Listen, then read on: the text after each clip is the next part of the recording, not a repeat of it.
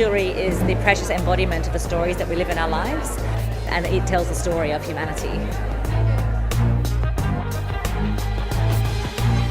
Treasure is one of the most inspiring and visionary jewellery shows in the UK today. We gathered jewellers from all across the world.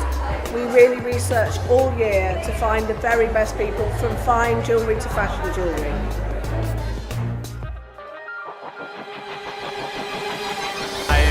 Working with kinetic rings. As you see, it's moving all the way on your finger. It reacts to the energy of the body and catches the eye. The concept is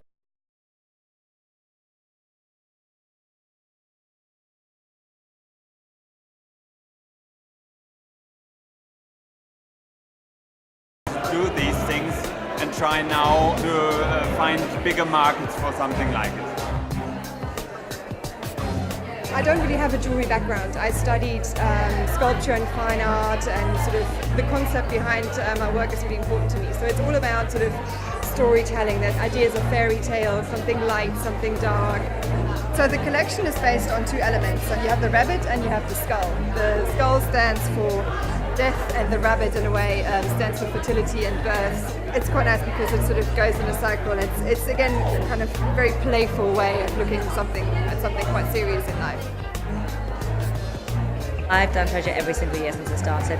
You tend to think that you know your customer, but I tell you what, Treasure really blows your mind. It challenges that conception, and you can have someone walk in and you think, we'll never buy anything, they take half your cabinet. So it's really a brilliant event from the diversity perspective. Actually, this is probably my fourth or fifth time at Treasure. It's establishing itself as a main jewellery event in the UK, and I'm really supportive of it, and I think this is a big step to have it at Somerset House. Somerset House came to Treasure last year and invited us to move here. They have been incredibly supportive. They have really helped us to grow. They've introduced us to new designers as well. It is an amazing building.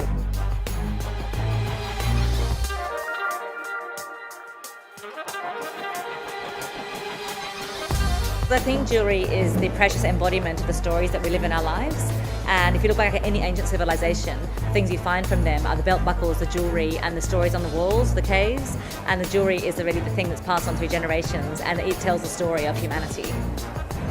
I'm a fan. As somebody who's not model thin, my jewellery is the first thing I decide on what I'm wearing every day.